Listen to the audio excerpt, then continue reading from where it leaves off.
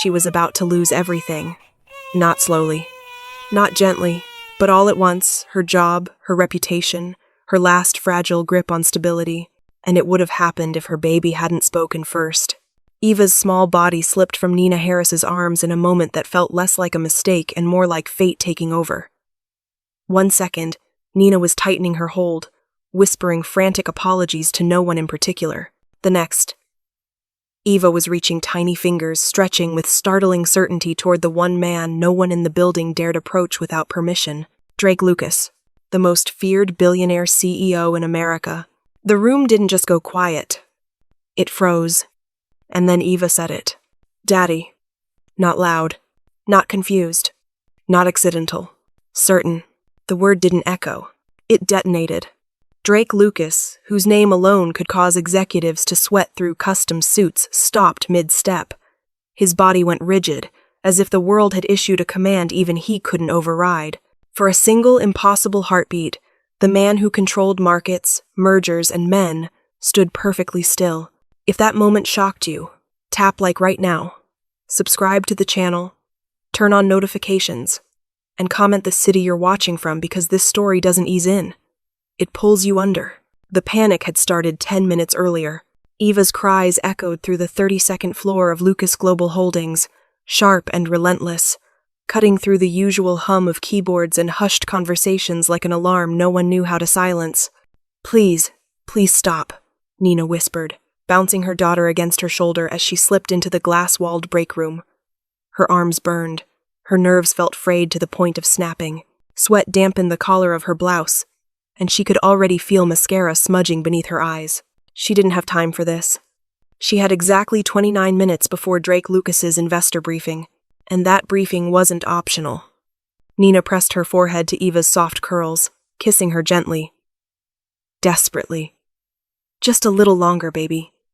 Please. Mommy just needs a little longer, Eva answered with another wail. Around them, co-workers scattered like startled birds. No one wanted to be nearby when rules were being broken, especially this rule. Everyone knew it.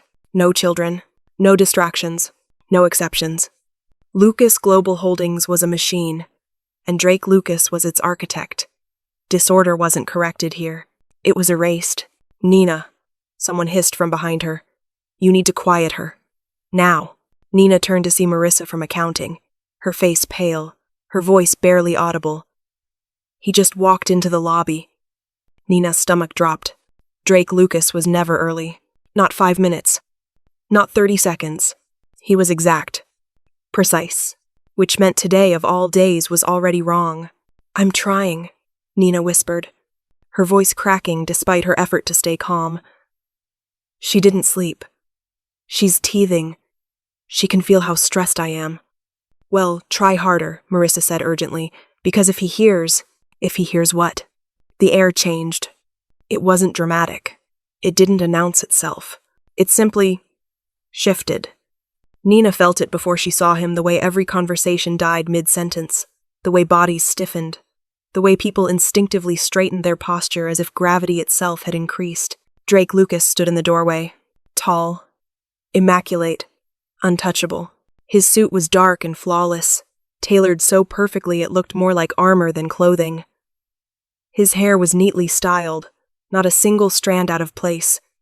His expression was calm, dangerously so. His eyes swept the room once, then landed on Nina, and the crying baby in her arms. What is that sound? He asked. His voice was quiet, controlled, more terrifying than a shout. Nina swallowed, her throat painfully dry. Sir, Eva cried louder. Drake Lucas turned fully toward them. The break room felt suddenly too small, too exposed, as if the glass walls offered no protection at all. He studied Eva with an unreadable expression. Then he said, Bring her here. Nina's heart stopped. For a split second, her instincts screamed at her to run, to shield her daughter, to apologize and beg and accept whatever punishment followed. But the command wasn't loud. It wasn't cruel. It was absolute. Her legs felt weak as she stepped forward, every movement heavy with dread. This was it.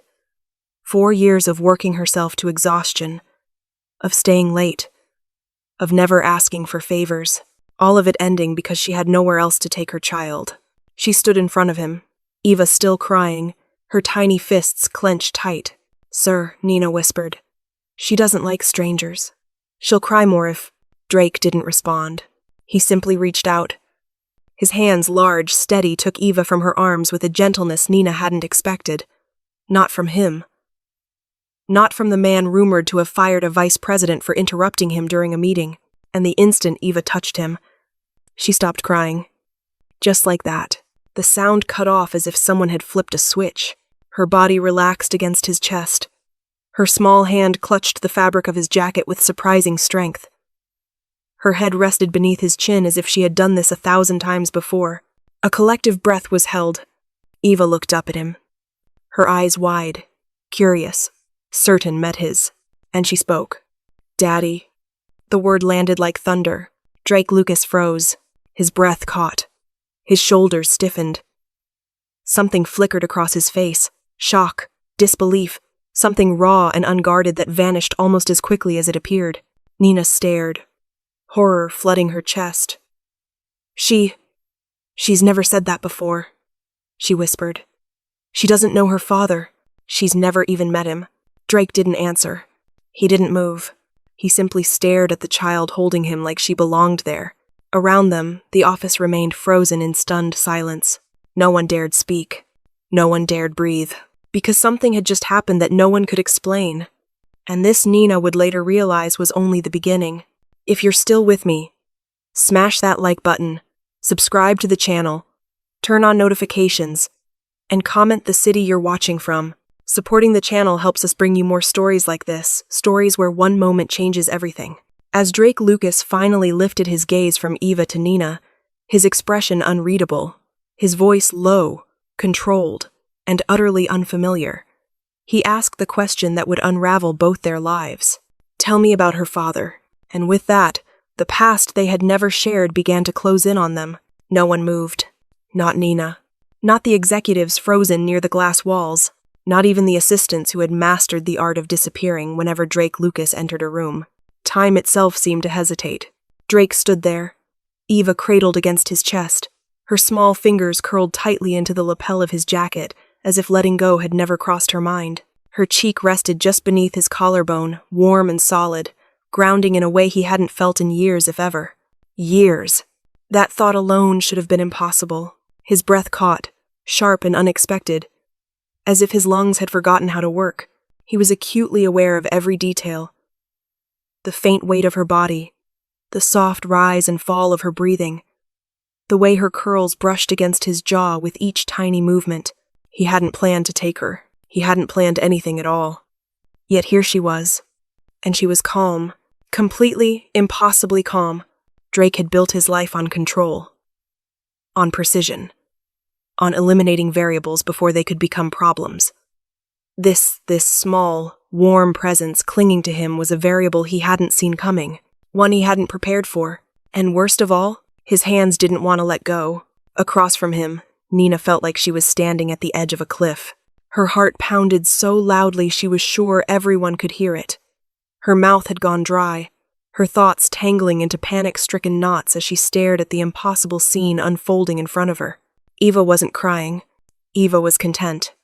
Nina had seen that expression before late at night when Eva finally fell asleep against her chest, or early in the morning when she crawled into Nina's bed and curled up without a sound. That look meant trust, recognition, belonging, and it terrified her. I'm so sorry," Nina whispered, the words spilling out before she could stop them. "She's just learning to talk. She doesn't understand what she's saying. She's never done this before." Her voice wavered, humiliation burning through her chest.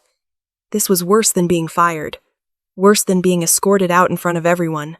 This was her daughter calling her boss Daddy. Drake didn't respond.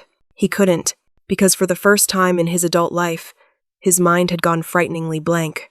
The words still echoed in his ears. Daddy. It wasn't the sound of it that shook him, it was the certainty behind it. The way Eva had said it, as if she were stating a fact, not testing a syllable. As if she were naming something that had always been there. Something inside him fractured. Not loudly. Not all at once. Just enough to let something through. He looked down at Eva. Really looked at her. Her lashes were dark against her cheeks. Her expression relaxed, almost thoughtful.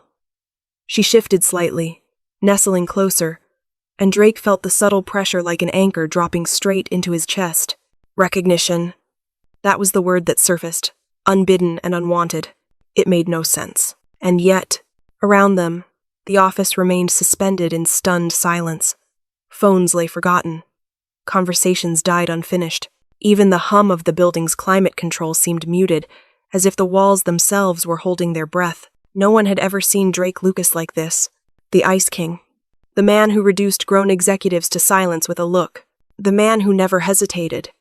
Now stood motionless, eyes dark and unfocused, holding a child as though the world had quietly shifted beneath his feet. Nina took a small step forward, her arms half raised. "Sir, I can take her back. I didn't mean for—" Drake tightened his hold instinctively. The movement surprised him as much as it did her. Eva responded immediately, her fingers gripping his jacket more firmly. A soft sound of protest leaving her lips. Not a cry, nothing like the sharp wails from moments before, but a small, disapproving hum, as if she didn't appreciate the idea of being moved. Drake's jaw tightened. Something in his chest twisted. He had negotiated billion-dollar deals with less effort than it took not to pull her closer. "I didn't say that," he said quietly. The sound of his own voice seemed foreign to him. Softer, lower, stripped of the edge that usually cut through rooms like a blade. Nina froze. "You didn't," she echoed faintly.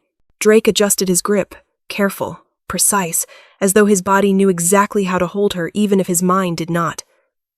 Eva sighed, satisfied, her head settling more comfortably against him. A ripple passed through the onlookers, shock layered over disbelief. This wasn't just unexpected. It was impossible. Drake Lucas did not hold babies. He did not soften. He did not hesitate. And yet here he was, standing in the middle of his empire, holding a child who had just called him something he had never imagined being. Father. The word brushed against the edges of his thoughts like a live wire. He pushed it away, forced himself to breathe, slowly, deliberately. He lifted his gaze to Nina at last. Her face was pale, eyes wide and glistening.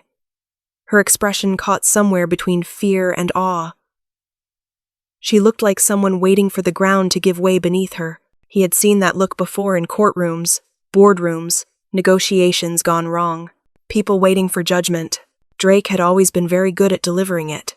But this was different. "How old is she?" he asked. The question slipped out before he could stop it. Nina blinked, startled. 14 months. The answer came automatically, muscle memory kicking in. She had answered that question 1,000 times to strangers in grocery stores, pediatricians' offices, playgrounds. She had never expected to answer it here. Drake nodded once, filing the information away without knowing why it mattered. She said her first word early. Nina added quickly, nerves driving her to explain. "She babbles a lot. She doesn't usually latch on to people like this. I don't know why she—" "Enough," Drake said gently. The word landed softly, not as a command but as a reassurance. Nina fell silent.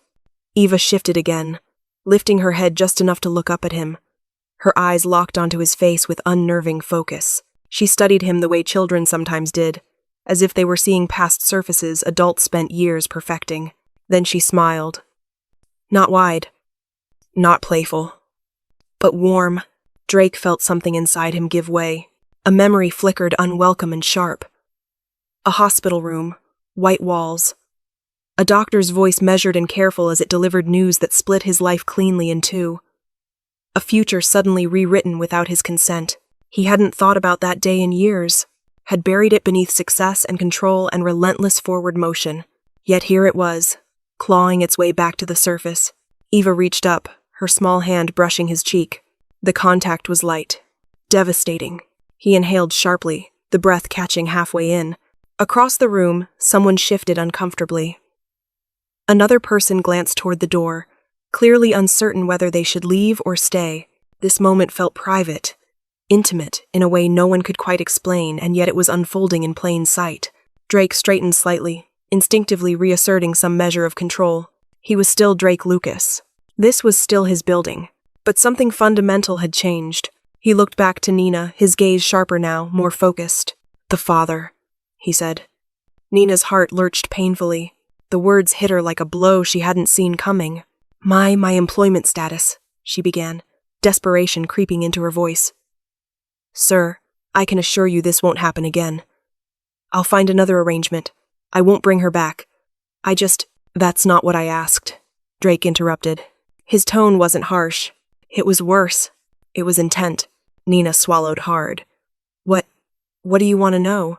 Drake held her gaze steadily. Eva still resting against him as though she belonged there.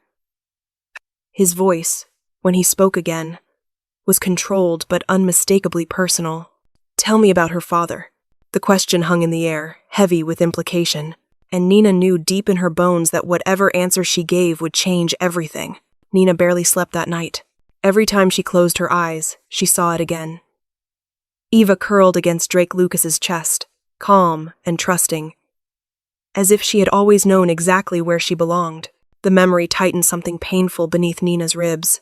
By morning, fear had replaced shock. Fear was familiar. Fear was manageable. Shock was not. She arrived at Lucas Global Holdings early. Eva tucked into her carrier, her diaper bag slung over one shoulder like a silent confession. Her stomach twisted with every step toward the elevator. There would be consequences.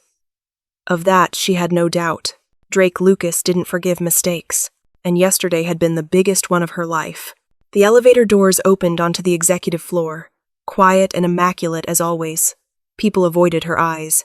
A few glanced at Eva, then quickly looked away, as if acknowledging her would draw attention they didn't want. Nina felt like a walking violation. She didn't even bother sitting at her desk. When the message came through, "Mr. Lucas will see you now," she gathered Eva's things with hands that shook despite her efforts to steady them. This was it. She followed the assistant down the hall toward Drake's office, her steps slow, deliberate, like someone walking toward an inevitable end. Her mind raced ahead, rehearsing apologies, explanations, pleas she would never actually voice. She wouldn't beg. She couldn't. The doors closed behind her with a soft, final sound. Drake Lucas stood near the window, his back to her, hands clasped behind him as he surveyed the city below. Morning light spilled across the room, catching the sharp lines of his suit and turning the glass walls into mirrors. Eva shifted in her carrier, half asleep, a soft sound escaping her lips. Nina flinched. Drake turned. "Sit," he said, not unkindly, just decisively. Nina obeyed, lowering herself into the chair opposite his desk, her back straight, her chin lifted. Eva settled almost immediately, her small body relaxing as if she sensed no danger here. That, more than anything, unsettled Nina. Drake took his seat across from her, fingers steepled, his expression unreadable. "I assume you know why you're here," he said. "Yes, sir."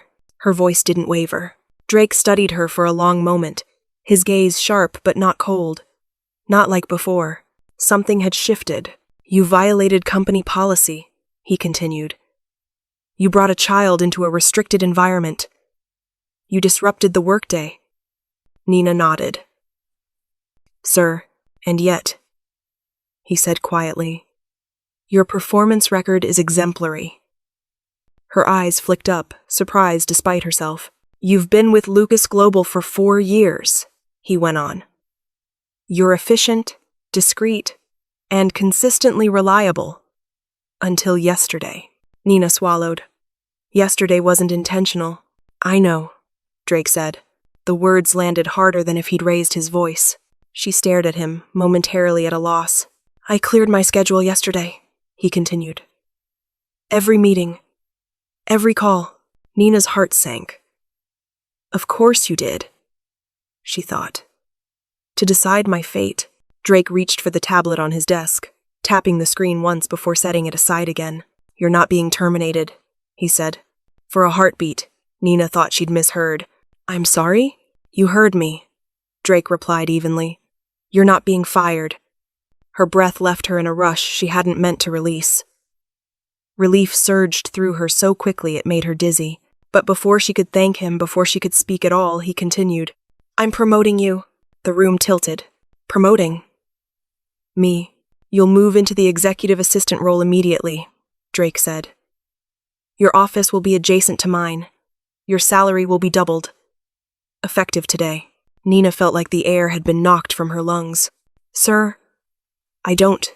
There's more, he added, her hands clenched in her lap. A child care stipend will be added to your compensation, Drake said. Flexible scheduling. On-site accommodations when necessary. Her mind struggled to keep up. This wasn't mercy. It was something else entirely. I don't understand, she said honestly.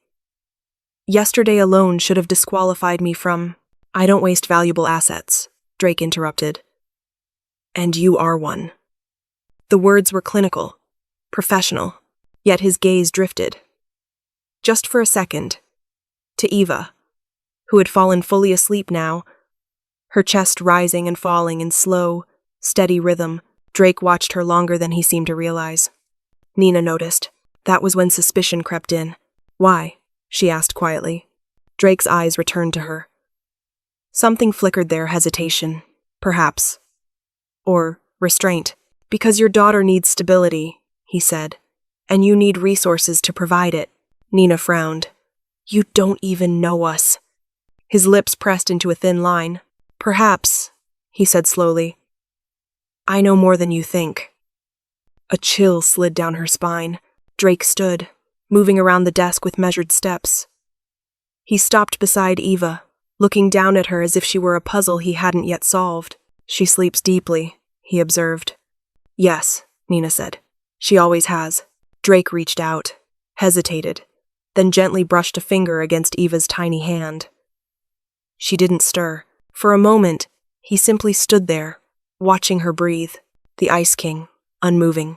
If you're still here, take a second to like this video, subscribe to the channel, turn on notifications, and comment the city you're watching from. It helps this story reach more people, and trust me, we're just getting started. Drake straightened. Bring her medical records tomorrow, he said. Birth certificate as well. Nina stiffened. Why? For insurance, he replied smoothly. Company policy. It sounded reasonable. Too reasonable. And the father? He added. Her pulse spiked. Sir? I still want his name. Nina hesitated, then lifted her chin. He's not involved. He doesn't matter. Drake's jaw tightened almost imperceptibly. Everyone matters, he said quietly. She left his office minutes later with a new title, a new salary, and more questions than she'd ever carried in her life. Gratitude tangled with fear as she stepped into the elevator, Eva stirring gently against her chest. Nothing about what had just happened made sense, and that terrified her more than being fired ever could have. As the elevator descended, Nina looked down at her daughter and whispered, What did you see in him, baby? Eva slept on, unaware that she had just changed everything. The weeks that followed did not unfold the way Nina expected. There was no dramatic fallout, no whispered reprimands or cold stares from management, no sudden tightening of rules that made her promotion feel like a mistake waiting to be corrected. Instead, life at Lucas Global Holdings settled into something dangerously close to normal, too normal. Nina moved into the office beside Drake's within 48 hours. The space was sleek and efficient, glass-walled like everything else on the executive floor, but quieter, more private. She noticed how close it was to his, close enough that she could hear the low cadence of his voice through the wall when he spoke during late-night calls. Eva came with her most mornings now. At first, Nina expected resistance, questions, disapproval. None came. The childcare stipend allowed Nina to arrange a rotating schedule, part-time care, a sitter in the afternoons, but Eva still spent the first hour of each day with her. She sat on a soft mat Nina kept tucked beneath her desk, playing quietly with blocks or flipping through board books while Nina worked. And Drake noticed. Not openly, not in ways anyone else would comment on. But Nina saw it. She saw how he paused at her doorway each morning, ostensibly to review the day's agenda. His eyes drifting always, inevitably to the floor. She saw how Eva's face lit up when he entered the room, how she toddled toward him on unsteady legs, arms lifted in unquestioning expectation. At first, Nina tried to intervene. She's heavy. she'd say. She'll distract you. She needs to learn boundaries. Drake ignored every attempt. He picked Eva up with careful precision, settling her against his chest as if the motion had become familiar. Not practiced, but remembered. He never stayed long. 5 minutes. 10 at most. He'd show her the city through the window, pointing to buildings she couldn't possibly name, explaining their purpose in a calm, steady voice. Eva listened, rapt, her fingers curling into his tie like an anchor. Then he'd set her down gently, nod once at Nina, and return to his office. The Ice King restored. But the cracks were there. Nina saw them in the boardroom first. Drake Lucas was still ruthless when negotiations turned sour. Still sharp, still relentless. He dismantled bad ideas with surgical efficiency, his voice level, his gaze unflinching. And yet, when someone raised their voice even slightly, his jaw tightened. When a junior analyst stumbled over a presentation, Drake didn't humiliate him. He corrected him quietly, then waited until the man recovered before continuing. This was new. So was the way Drake shortened meetings that ran late in the evening. Reschedule, he'd say. Tomorrow. No explanation. No debate. The assistants exchanged glances. Nina pretended not to notice. Eva noticed everything. She learned Drake's footsteps quickly. Learned the sound of his door opening. She'd look up before he entered, a small smile forming as if she'd sensed him approaching. "Da," she'd say sometimes, not loudly, not insistently. Just as a statement. Drake never corrected her. He also never encouraged it. But every time she said it, something passed over his face, something fleeting and unguarded that Nina couldn't quite name. One evening, after a long day of meetings and revised projections, Nina stayed late to finish a report Drake needed by morning. Eva had fallen asleep on the small couch in Nina's office, curled around her stuffed elephant, her breathing slow and even. The executive floor was nearly empty when Drake appeared in the doorway. "You should go home," he said quietly. Nina looked up, surprised. "I'm almost done." "It can wait." She hesitated. "You usually don't let things wait." A corner of his mouth twitched, not quite a smile. "I do," he said. "When it matters." His gaze drifted to Eva. Nina followed it. "She's out cold," Nina said softly. "Once she's asleep like that, nothing wakes her." Drake stepped closer, his movements unhurried. He stopped beside the couch, looking down at Eva as if she were something fragile and rare. "She trusts easily," he observed. "With you," Nina said before she could stop herself. Drake didn't look away. "Children know," he said quietly. "They see things. Adults learn to ignore." The words lingered between them. "Did you spend much time around kids?" Nina asked. The question was casual, careful. Drake stiffened. "Once," he said after a moment. "A long time ago." She waited, sensing the weight behind the answer, but he didn't elaborate. Instead, he reached into his jacket pocket and withdrew something small. A folded paper. He placed it gently on the table beside Eva. "What's that?" Nina asked. "Recommendations," Drake said. "Pediatric sleep schedules, nutrition guidelines, early development milestones." Nina stared at the paper. "You researched this?" "I read," he corrected. "When something requires understanding." She didn't know what to say to that. He straightened, the moment passing, the mask slipping back into place. "Go home," he said again. "I'll have someone walk you out." As Nina gathered her things, she caught one last glimpse of Drake standing beside the couch, his attention fixed entirely on the sleeping child. He didn't move until Eva stirred slightly and sighed. That night, Nina lay awake, staring at the ceiling of her apartment, replaying every interaction of the past weeks. None of it fit. None of it aligned with the man she thought she knew. Drake Lucas was not warm. He was not sentimental. And yet, the toys that began appearing in Eva's corner of Nina's office were always carefully chosen. Age-appropriate. Thoughtful. Not flashy. Drake never mentioned them. Neither did anyone else. One afternoon, as Nina finalized a contract revision, Drake paused at her desk, glancing at Eva as she stacked blocks with intense concentration. "She's developing quickly," he said. Nina looked up sharply. You'd know that how? Drake met her gaze evenly. I pay attention. It wasn't an answer. It was a deflection. That was when Nina first felt it, the unmistakable sense that Drake wasn't just learning about Eva in real time. He was remembering something. Late one evening, as they worked through budget projections together, Drake spoke without looking up from the screen. I had a brother, he said. The statement was so unexpected, Nina nearly missed it. She turned slowly. Had? Drake's fingers stilled on the keyboard. He would have been about Eva's age, he continued, his voice neutral, controlled. When he died. Nina's chest tightened. I'm sorry, Drake nodded once. It was a long time ago. But the pain beneath the words was unmistakable. And yet, he added quietly, his gaze drifting toward Eva's empty mat. Sometimes I wonder who he would have become. The silence that followed was heavy. That was the most personal thing he had ever shared with her, and it unsettled her more than anything else. Because grief that deep did not disappear. It shaped you. As the weeks passed, Nina began to piece together a picture that didn't quite make sense. A man who avoided intimacy but gravitated toward her child. A CEO who demanded control yet surrendered it easily in Eva's presence.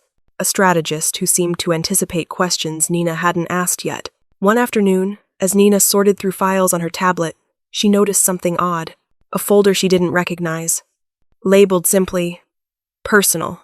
It vanished almost immediately, the screen refreshing before she could open it, but not before she saw a familiar date flash across the corner. A date that made her breath hitch. Eva's birth year. Nina stared at the blank screen, her pulse quickening. Drake Lucas knew more than he admitted. Of that she was suddenly certain, and whatever truth lay beneath his mask, it was closer than she realized. The moment passed, or at least, Nina told herself it did. The screen refreshed. The unfamiliar folder vanished. The office returned to its quiet rhythm, the soft hum of climate control, the muted tap of keyboards, the distant murmur of voices down the hall. Everything looked normal again, but Nina's pulse refused to slow. She sat very still, her tablet resting in her hands, her fingers hovering just above the glass. The date she had seen only for a second, barely long enough to register, burned behind her eyes. Eva's birth year.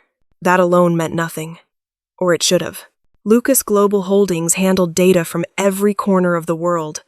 There were thousands of files Drake Lucas had access to that Nina never would. A coincidence was not a crime, and yet, her instincts honed over years of reading rooms before words were spoken refused to let it go. That afternoon dragged. Numbers blurred together. Emails went unanswered. Nina caught herself rereading the same paragraph over and over, her thoughts circling the same unanswered question. Why would Drake Lucas have a personal file dated the year Eva was born? When 5 o'clock came and went, Nina didn't leave. She waited. The executive floor thinned out gradually. Assistants gathered their things. Lights dimmed. The day's urgency drained away until only the late workers remained the ones who lived in the spaces between obligation and obsession.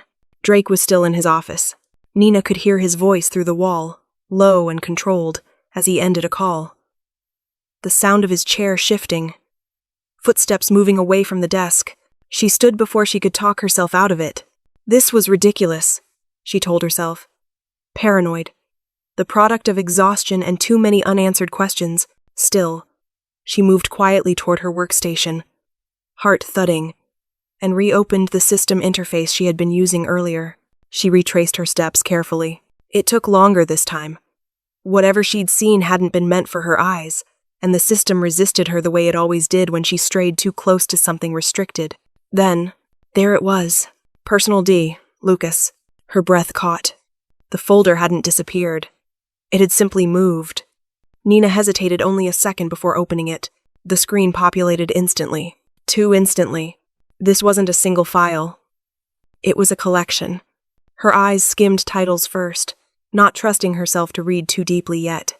Background checks, travel records, medical summaries. Her chest tightened. She scrolled, and then she saw it. Northbridge Reproductive Health Center. The name struck like a blow. Nina froze, her fingers numb. She knew that clinic. Not personally, but intimately enough that recognition came fast and brutal. It had been listed on every form she'd filled out years ago. Every consent document, every sleepless night she'd spent convincing herself she was making the right choice. She clicked. The document opened. Her vision tunneled. Dates. Codes. Identifiers. Not names.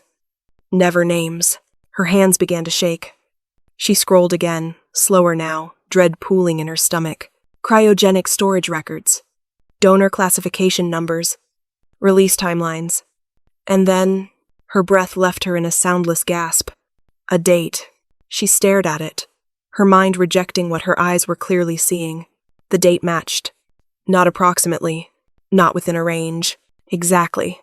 The release authorization fell squarely within the window of Eva's conception. Nina's heart slammed against her ribs. No, she whispered. Her gaze darted around the empty office, as if someone might hear the word and make it real. She scrolled further, every instinct screaming at her to stop. Genetic identifiers followed long strings of letters and numbers that meant nothing on their own, except for one small annotation in the margin. Compatibility confirmed. Her pulse roared in her ears. This wasn't coincidence. This wasn't curiosity. This was deliberate. Nina's thoughts spiraled, tumbling over one another as fragments of the past surged up, unbidden. The appointment she'd barely remembered making. The paperwork she hadn't read closely enough because she'd trusted the process. The assurances of anonymity. Privacy. Separation. She'd believed them. She had never asked questions she didn't want answered. Her fingers slid off the tablet as she shoved it away, her chair scraping softly against the floor. She stood too fast, dizziness washing over her as the world tilted. Drake Lucas. The name pulsed in her mind, now stripped of neutrality, heavy with implication. You knew. The realization settled slowly, sickeningly. He hadn't just suspected. He had investigated. From the beginning. Her stomach twisted. Every moment replayed itself with brutal clarity the way he'd cleared his schedule. The insistence on Eva's records. The careful distance he maintained even as he watched her sleep. The gentleness. The restraint. The fear. Afraid you'd disappear. The words echoed back to her from memory, reshaped now by context she hadn't had then. Nina's hands clenched into fists. Her chest burned with a mix of anger and betrayal so sharp it stole her breath. She had trusted him. Not fully. Not blindly, but enough. Enough to believe that whatever mystery surrounded him, it wasn't this. She wasn't sure how long she stood there, staring at nothing, her thoughts racing ahead to consequences she hadn't yet named. Finally she moved. Purpose replaced shock with frightening speed. She gathered her things with mechanical precision, sliding Eva's half-finished snack into her bag, straightening the small mat beneath her desk, as if order still mattered. Eva would be safe with the sitter downstairs. This could not wait. Nina stepped into the hallway, her stride quickening with every step toward Drake's office. Her pulse thundered, her jaw set, her thoughts narrowing to a single, unbearable point. You don't get to decide my daughter's life in secret. The door to Drake's office loomed ahead, closed, the light inside still on. He was there. Of course he was. Nina didn't knock. She pushed the door open and stepped inside, the quiet fury in her chest finally finding its direction. Drake looked up from his desk, surprise flickering briefly across his face. Nina, her voice cut through the room like glass. How long have you known? The words hung between them, charged and irreversible, and with that question, the fragile illusion holding their world together began to shatter. The door closed behind her with a sharp, final sound. Drake Lucas rose halfway from his chair, instinctively, as if responding to an alarm only he could hear. Nina stood in front of his desk, her chest rising and falling too fast, her eyes burning with a fury so raw it startled even him. How long? She repeated, her voice shaking despite the iron grip she had on it. Have you known? Drake's expression shifted calculation, giving way to something else. Something far more dangerous. Understanding. Nina, he said carefully. You shouldn't be in here like this. Her laugh cut through the room, short and bitter. Don't do that. Don't talk to me like I'm your assistant. Not now. Drake straightened slowly, his hands dropping to his sides. The Ice King was still there, but the cracks were no longer subtle. I saw the files, Nina continued, her words spilling faster now. The clinic. The timelines. The genetic identifiers. You didn't just suspect, did you? You knew. Silence stretched between them. Drake didn't deny it. That was answer enough. Nina's breath hitched painfully. Say it. Drake exhaled, long and measured, as if bracing himself for impact. I suspected the moment she said it. The words landed like a physical blow. That first day, he continued quietly. When she called me Daddy, I told myself it was coincidence. Children repeat sounds. They attach meanings where there are none. His jaw tightened. But I've built my life on patterns, and some patterns don't lie. Nina shook her head, disbelief and rage tangling inside her chest. So you investigated me? Yes. The admission was blunt, unvarnished. You ran background checks. You looked into my medical history. You dug into things I never gave you permission to touch. I needed to know, Drake said, his voice low. And when I saw the dates, I needed confirmation. Nina's hands trembled. You tested her. Drake hesitated, then nodded once. The pacifier she left in my office, he said. I shouldn't have done it without telling you. I know that now. Her vision blurred. You stole my daughter's DNA, she whispered. You took something that wasn't yours to take. Drake flinched. I didn't steal her, he said, sharper now. I confirmed the truth. The truth? Nina's voice rose. You don't get to define the truth after violating my trust like that. Her chest heaved as months of confusion snapped suddenly into clarity. Every moment replayed itself. The promotions, the benefits, the watchful distance. This hadn't been generosity. It had been guilt. You knew, she said, tears burning but refusing to fall. Every time you held her, every time you watched her sleep, you knew. Yes, Drake said. The word was barely audible. Nina's laugh broke completely this time. You're unbelievable. Drake stepped around the desk slowly, cautiously, as if approaching a wounded animal. I didn't know how to tell you. That's a lie. No, he said, meeting her gaze. That's fear, she scoffed. You? Afraid. Yes. The word came out raw. Drake stopped a few feet away from her, his shoulders tense, his composure visibly fraying. I was afraid you'd disappear, he said. That you'd take her and vanish before I ever had the chance to know her. Afraid that the moment I said the words out loud, you'd see me as nothing more than a donor code on a page. Nina stared at him, stunned by the nakedness in his voice. I didn't plan this, he continued. I didn't orchestrate it. I was diagnosed years ago, stage 3. The doctors told me to prepare for outcomes I didn't want to imagine.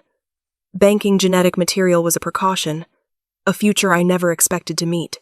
His voice faltered, just slightly, and then she walked into my building and called me Daddy. The room felt smaller suddenly. You took away my choice, Nina said quietly. You took away my right to decide how and when this truth came out. Drake's gaze dropped to the floor. I know. Her chest tightened painfully.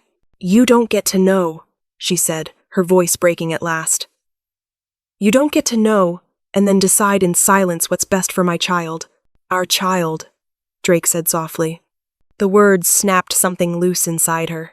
No, Nina shot back. You don't get that word. Not like this.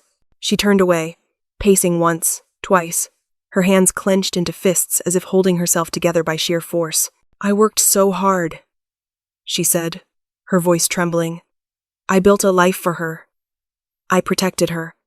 And all this time, you were standing there, pretending to be nothing more than my employer. Drake swallowed hard. I never pretended she didn't matter. That's not the same thing, Nina said fiercely. You let me trust you. Silence fell again, heavier this time. Drake's voice, when it came, was stripped of authority entirely. I didn't want to lose her. The admission landed harder than anything else he'd said. For the first time, Nina saw him clearly not as a CEO, not as a man with power, but as someone terrified of absence, of loss, of being too late. And what about losing me? She asked quietly. Drake's eyes lifted, and for a moment, the Ice King was gone completely. I already did, he said. Something inside Nina collapsed. She turned back toward him, her decision forming even as her heart protested. "This ends now," she said. "Whatever this is." Drake stiffened. "Nina." She reached into her bag and pulled out her resignation letter, unsigned, unfinished, hastily drafted in the elevator ride up. She placed it on his desk with shaking fingers. "I quit," she said, "effective immediately." "You can't," Drake said too quickly. "Not like this." "I can," she replied. "And I am." He stepped forward, urgency flashing across his face. "The board. Your position Eva's benefits. I'll figure it out," Nina said, lifting her chin. "I always do." She turned toward the door, her hand closing around the handle. "Nina," Drake said softly. She paused but did not turn around. "You don't get to control this," she said. "Not anymore." The door closed behind her. And for the first time in his life, Drake Lucas stood alone in his office, stripped of power, watching everything that mattered walk away. Nina had always believed she could handle anything as long as she stayed moving. Grief, fear, exhaustion, she had learned to fold them neatly into the corners of her life, to carry them without letting them slow her down. That was how she had survived the last 2 years. That was how she had raised Eva alone. So when she walked out of Drake Lucas's office with her resignation burning a hole in her bag, she told herself she would be fine. She wasn't. The apartment felt too quiet that night. Eva slept fitfully, her small body unusually warm against Nina's chest as they lay curled together on the couch. Nina pressed a kiss to her daughter's forehead and frowned. She felt warm, but Eva had been teething. Fevers came and went. Nina told herself it was nothing. She didn't sleep. Every time Eva stirred, Nina woke instantly, her heart racing, her mind replaying the confrontation in Drake's office on a merciless loop. The way his voice had cracked, the look in his eyes when she said she was leaving. "I already did," he had said. She pushed the thought away. By morning, Eva's breathing sounded wrong. Shallow, uneven. Nina sat up sharply, panic slicing through her exhaustion. Eva's cheeks were flushed, her skin hot beneath Nina's trembling hands. "No," Nina whispered. "No, no, no." The thermometer confirmed what Nina already knew. Too high. She didn't waste time calling anyone. She bundled Eva into her coat, grabbed her bag, and ran. The emergency room lights were too bright, the air too cold. Nina paced as nurses moved quickly around Eva, attaching monitors, murmuring words Nina struggled to hear over the roaring in her ears. "Pneumonia," the doctor said gently. "Severe. You did the right thing bringing her in when you did." Nina nodded numbly, clutching Eva's small hand as machines beeped softly around them. Her daughter whimpered weakly, eyes fluttering open and closed. "Mommy's here," Nina whispered. "I've got you." Eva turned her head slightly, her lips trembling. "Duh," she cried softly. The sound shattered something inside Nina. Her chest tightened painfully as Eva cried again, more urgently now, her small voice breaking around the word. "Duh, duh." Nina's vision blurred. "Shh, baby," she said, her own voice shaking. "It's okay. Mommy's here." But Eva didn't settle. She cried harder, her tiny fingers curling into the fabric of Nina's sleeve, her body trembling with effort. She wasn't calling for comfort. She was calling for someone. Nina's hands shook as she reached for her phone. She stared at the screen for a long, terrible moment. Then she pressed his name. Drake answered on the first ring. "Where are you?" he asked, urgency cutting through his voice before she could say a word. The sound broke her. "The hospital," Nina said, her voice cracking. "Eva's sick. She keeps asking for you." There was no hesitation. "I'm on my way," Drake said. The line went dead. He arrived less than 20 minutes later. Nina heard him before she saw him, his footsteps quick and unrestrained, his voice sharp as he spoke to staff, demanding information, pushing past protocol with the force of someone who did not accept delay. He appeared at Eva's bedside, his suit rumpled, his hair slightly disheveled, the controlled perfection she'd grown accustomed to stripped away. Drake froze when he saw Eva. Her small body looked swallowed by the hospital bed, tubes and wires attached in a way that made Nina's chest ache. Eva stirred, her eyes fluttering open. "Duh," she whispered.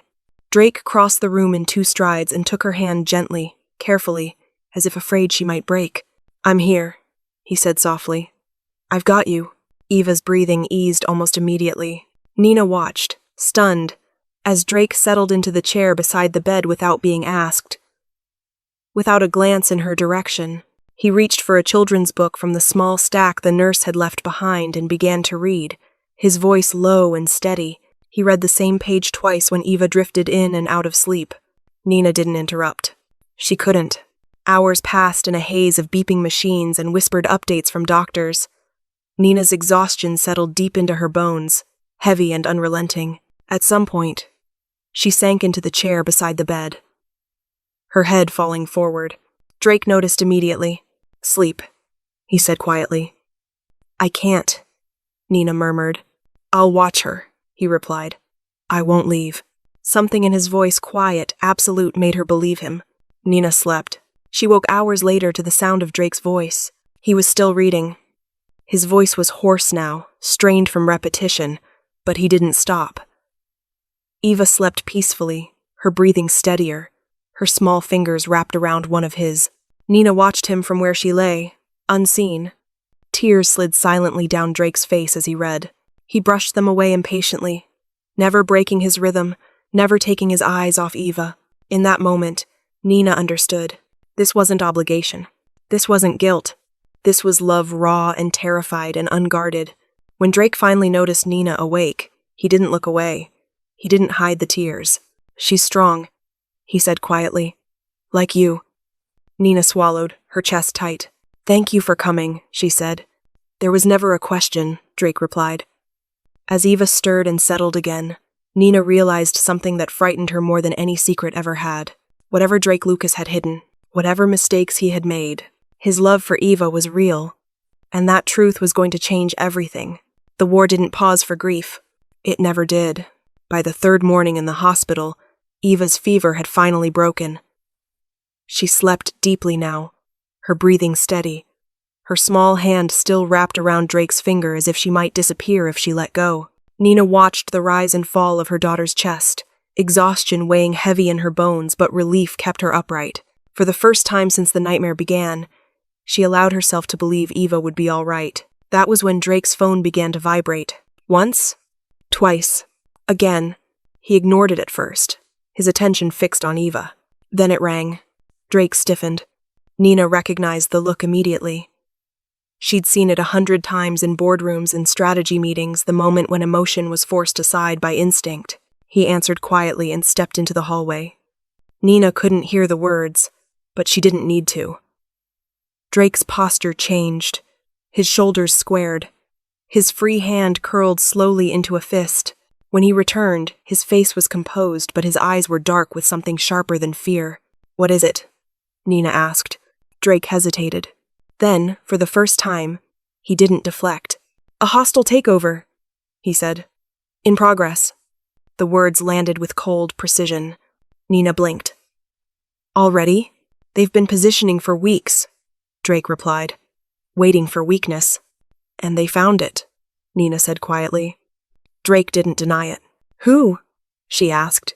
Drake named the firm one of the largest private equity groups on the East Coast. Ruthless. Efficient. Known for stripping companies to the bone and selling what remained. "They've been acquiring shares through shell entities," he said. Quietly. "Legally. By the time it shows on paper, they'll have enough leverage to force a board vote." Nina exhaled slowly. "That's why you've been distracted," she said. "The shortened meetings. The sudden schedule changes." "Yes. And you didn't tell anyone?" "No." Nina studied him for a long moment. Not the billionaire CEO. Not the man who had terrified half the corporate world. The father sitting beside her daughter's hospital bed, quietly unraveling under pressure he refused to show. "You were going to fight this alone," she said. Drake met her gaze. "I always do." Nina shook her head. "That's not strength. That's habit." The silence that followed was thick with unspoken truths. Drake broke it first. "You shouldn't be involved in this," he said.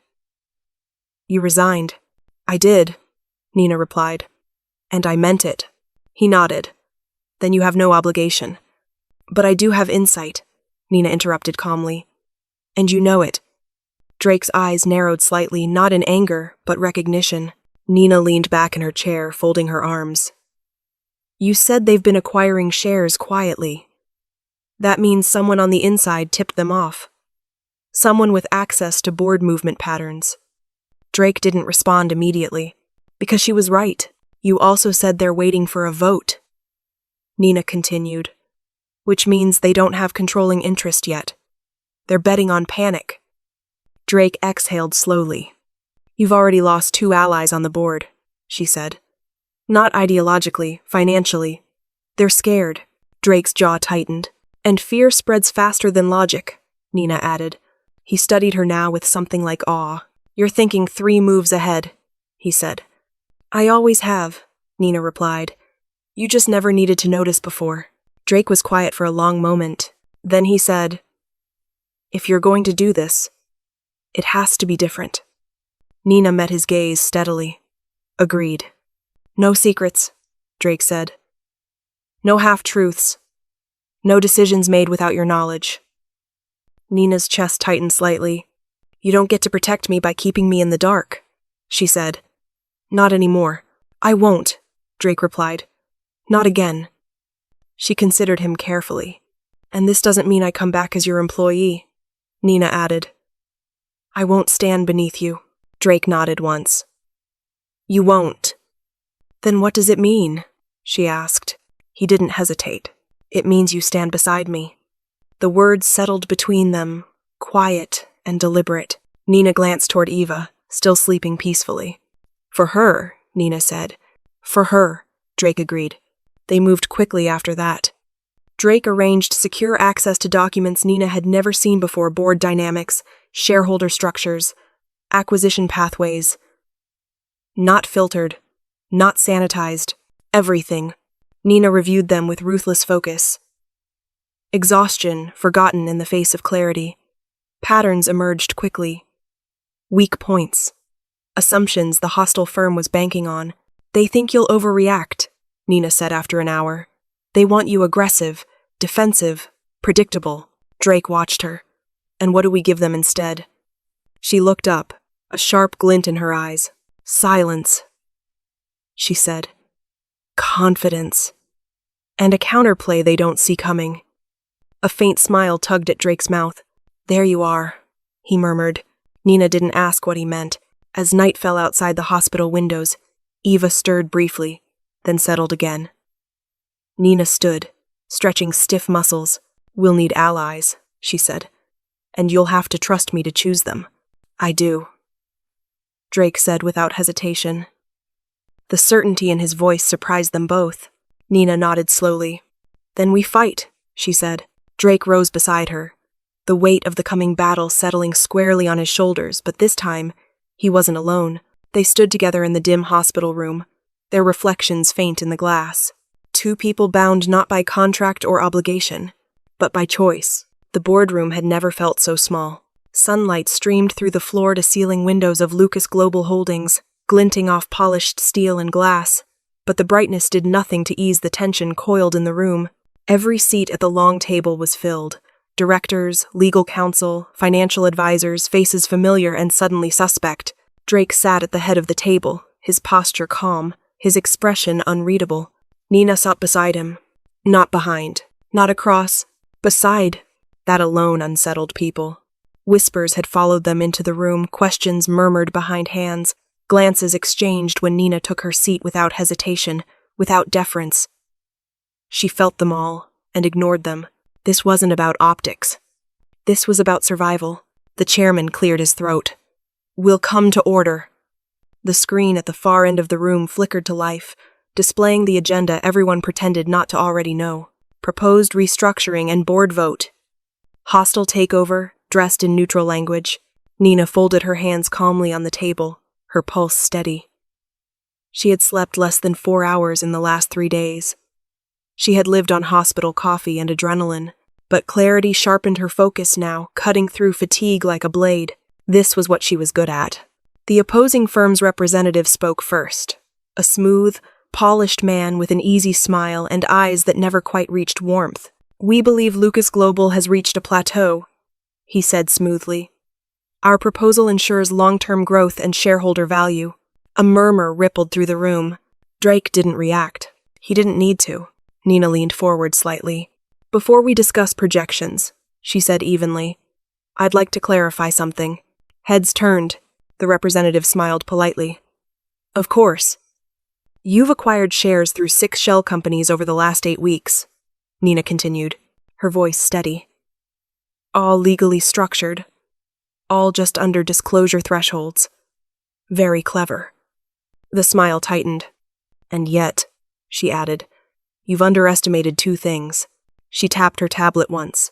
The screen behind her shifted, revealing charts and timelines that mapped the acquisitions with brutal clarity. 1, Nina said. Our internal compliance systems flagged the pattern 3 weeks ago. A stir around the table. And 2, she continued, meeting the representative's gaze directly. You assumed fear would fracture this board. The chairman frowned. Is that accurate? One of the directors shifted uncomfortably. Nina didn't look away. Director Holloway, she said calmly. Would you like to explain your offshore transfers? The room went silent. Holloway stiffened. The screen changed again, revealing transaction records, dates, amounts, connections that painted a picture no one could ignore. Your silence was purchased, Nina said quietly.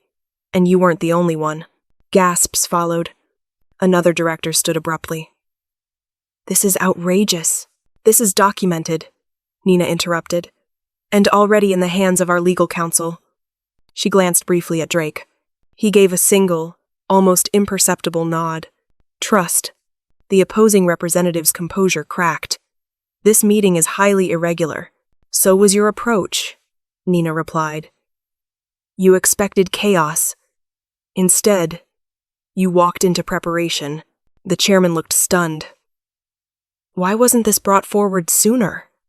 Drake spoke then, his voice calm and absolute. Because I wanted to see who would sell their loyalty first. Every eye turned to him. And now, he continued, I know exactly who stands with this company and who doesn't. One by one, the compromised directors avoided his gaze. The vote was called shortly after. When the final tally appeared on the screen, the result was decisive. The takeover failed. The opposing firm withdrew without ceremony, their representative gathering his papers with a tight jaw, his smile gone entirely. The room buzzed with shock and relief. Drake remained seated. Nina exhaled slowly. It was over. As the boardroom emptied, Drake turned to her. You saw it before I did, he said quietly. Nina shook her head. You built something worth protecting.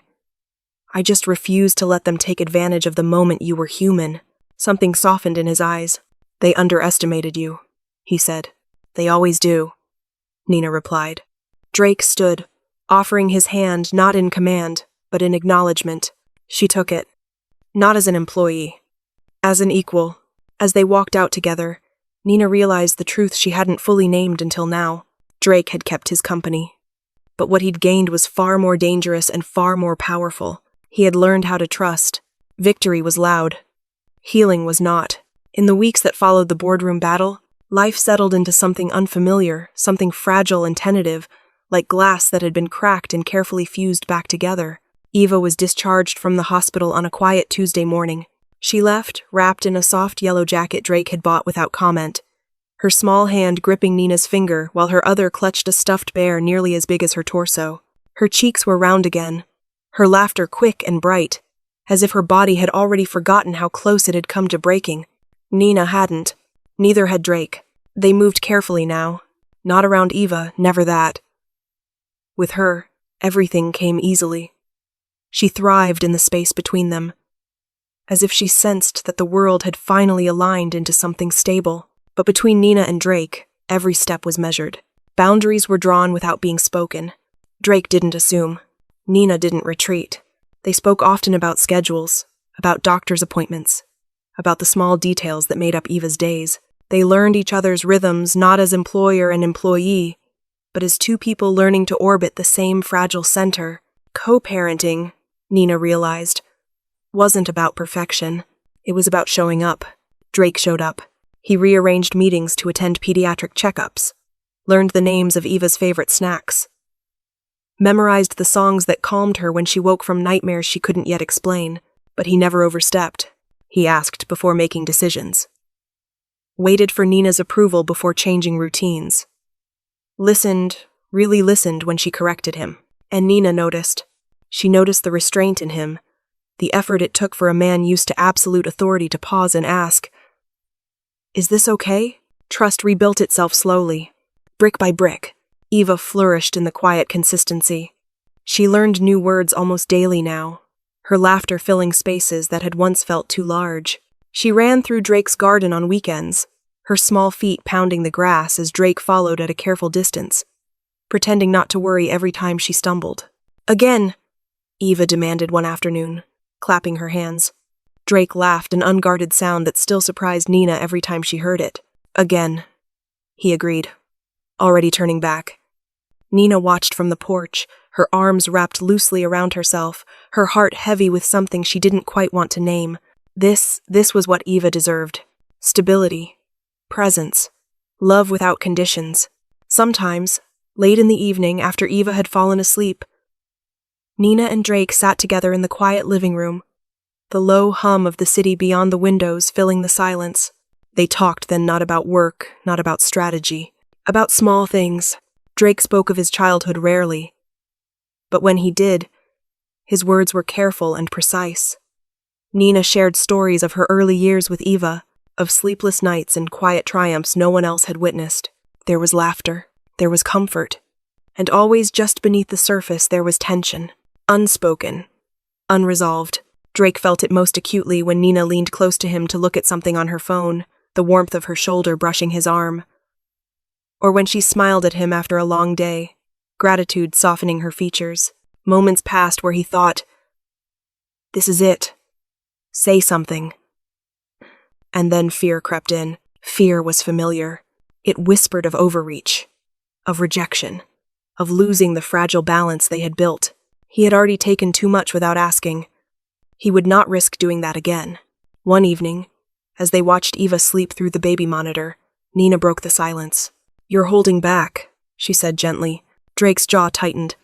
"I don't want to ruin what we have." Nina turned to him, studying his face. "What do you think we have?" Drake hesitated. "A family," he said quietly. "In progress." Her chest tightened. "And you're afraid," she said. "Yes." The honesty startled them both. "I've spent my life making decisions," Drake continued. "Taking risks, owning consequences. But this," he gestured toward the monitor. "Toward Eva. Toward Nina. This matters too much to force." Nina's voice softened. "You don't have to force anything."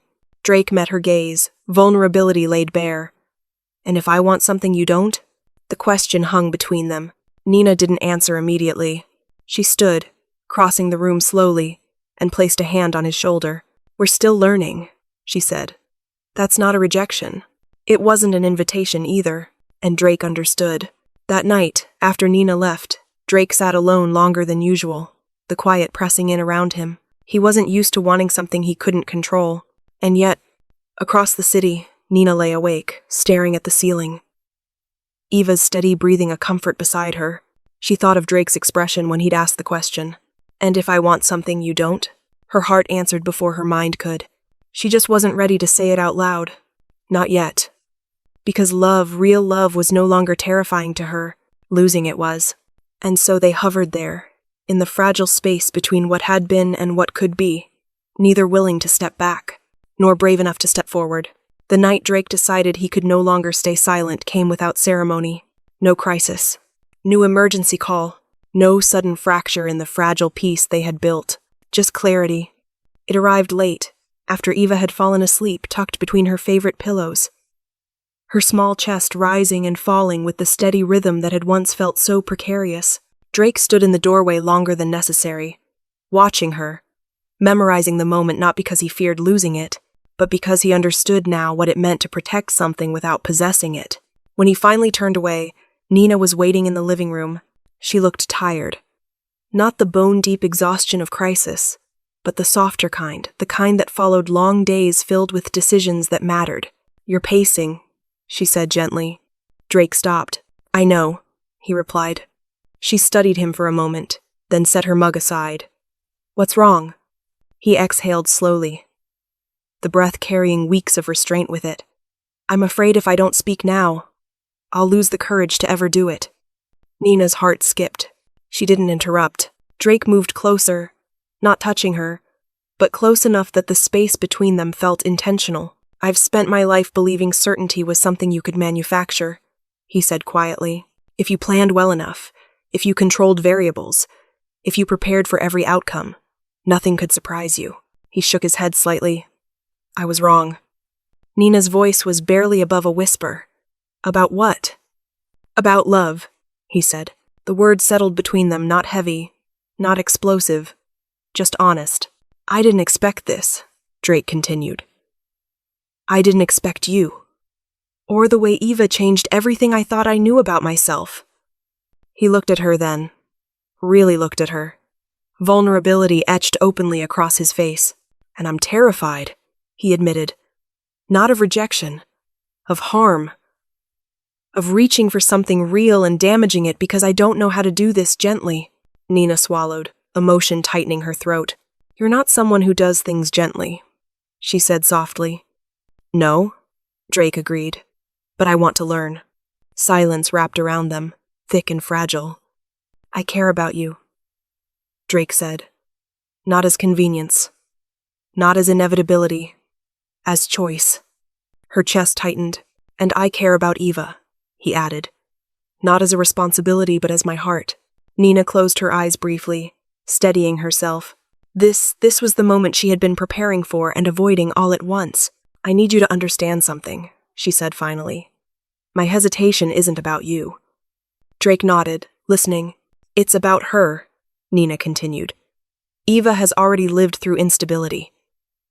Through fear. I won't choose something that risks breaking what she's just found." Drake's response was immediate. "I would never ask you to." "I know," Nina said. "And that's why this is hard." She stepped closer now, resting her hand lightly against his chest, feeling the steady beat beneath her palm. "I want something real," she said.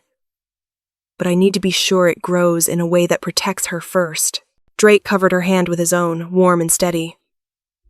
Then we moved slowly. Hope flickered. "No promises we can't keep," Nina added. "Only honesty," Drake replied. She looked up at him, her expression softening. "And patience," she said. He smiled faintly. "I've learned patience in ways I never wanted to." They stood there, neither rushing the moment, neither demanding resolution. Drake leaned forward just enough for their foreheads to touch. "I'm not asking you to say yes to forever," he said quietly. "Only to the possibility." Nina breathed him in the calm strength, the restraint, the care he'd learned to practice not just with Eva, but with her. "I can say yes to carefully," she said. Drake's breath left him in a quiet rush. They didn't kiss. Not yet. The restraint felt more intimate than contact ever could. As they pulled apart, Nina glanced toward the hallway, toward Eva's room. "She comes first," she said. Drake nodded. "Always." That night, Nina lay awake longer than usual, her thoughts calmer than they had been in weeks. She didn't have certainty, but she had something better. Choice. Across the apartment, Drake sat by Eva's door for a long moment before going to bed, the weight of what he wanted no longer frightening him. Love, he realized, didn't demand immediacy. It demanded care. And for the first time, that felt like something he could give. 1 year later, the garden was loud with laughter. Eva ran barefoot across the grass, her curls bouncing wildly as she chased a soap bubble drifting just beyond her reach. She was taller now, stronger. Her laughter came easily, unburdened by the fragility that had once terrified Nina every time Eva slept too quietly. "Slow down," Nina called, smiling despite herself. Eva ignored her completely. Drake stood near the edge of the lawn, jacket discarded, sleeves rolled up, watching with the same quiet focus he once reserved for boardrooms and balance sheets. Only now, his attention followed the unpredictable arc of a child instead of the certainty of numbers. "She's faster than she looks," he said. "She always has been. Nina replied. Eva stumbled, caught herself, and laughed harder at her own near fall. Drake moved instinctively but stopped when Eva regained her balance, proud and triumphant. Nina noticed. She always did. The instinct to protect, paired with the trust to let go. That was how far they'd come. Life had settled into a rhythm neither of them had planned, but both had chosen. Eva spent her mornings in preschool now. Her afternoons filled with stories and questions that stretched well past bedtime. She talked endlessly, her curiosity boundless, her sense of belonging unmistakable. Drake attended school events quietly, never demanding recognition, never forcing his presence. He showed up the way he'd learned mattered most consistently. Nina had returned to work, but not as she once was. She consulted now, advised, chose projects that allowed her to be present without surrendering herself. The balance had taken time, negotiation, and trust. All of it earned. The evening light softened the garden as Eva finally collapsed onto the grass, breathless and smiling. Up, she declared, holding her arms out toward Drake. He didn't hesitate. He lifted her easily, settling her against his shoulder the way he had a year ago in an office hallway that no longer felt like a lifetime ago. Eva rested her head against him. Content. Nina's chest tightened, not with fear this time, but with something warm and expansive. Drake met her gaze across the lawn. Now, the word passed between them without sound. Drake lowered Eva gently to the ground and took Nina's hand, leading her a few steps away beneath the large oak tree at the edge of the garden. Eva watched them for a moment, then resumed her game, satisfied they weren't going anywhere. Drake reached into his pocket, not hurried, not dramatic. He knelt. Nina's breath caught. I know, he said softly, before she could speak. I promised not to rush. Her eyes filled anyway. But this isn't a rush, he continued. This is a year of choosing, of learning, of loving carefully. He opened the small box. The ring was simple, elegant, nothing ostentatious. Perfect. I froze the day she called me Daddy, Drake said, his voice steady but thick with emotionality. Because I didn't know I was capable of being that man, or loving you the way you deserve. Nina covered her mouth, tears spilling freely now. I'm not asking because I need certainty, he said. I'm asking because I've learned how to live without it, and still choose love. He held her gaze. Will you marry me? The world narrowed to that moment, to the man kneeling before her, to the life behind them, to the child laughing a few feet away, utterly secure. Yes, Nina whispered. Then louder. Yes. Drake exhaled, a sound that was half laugh, half release, as he slid the ring onto her finger and rose to pull her into his arms. They held each other not tightly, not desperately, but fully. Eva noticed immediately. She ran toward them, skidding to a stop between their legs, looking up with curiosity. What happened? She asked. Nina knelt, pulling Eva into her arms. Drake crouched beside them. We said yes, Nina said gently. Eva considered this, then smiled. Family, she said with certainty. The word landed softly, and yet it built everything. Later, as twilight settled and Eva fell asleep curled between them on the porch swing, Nina rested her head against Drake's shoulder. Do you ever think about how she knew? Nina asked quietly. Drake smiled faintly. I think some truths don't wait for permission. Nina nodded. She recognized you before either of us were ready. And she was right, Drake said. The garden grew quiet. Not empty. Complete. Because sometimes the smallest voice tells the biggest truth. If this story moved you, like this video, subscribe to the channel, turn on notifications, and comment the city you're watching from. It truly helps this channel grow and bring you more unforgettable stories like this one. Thank you for staying till the end.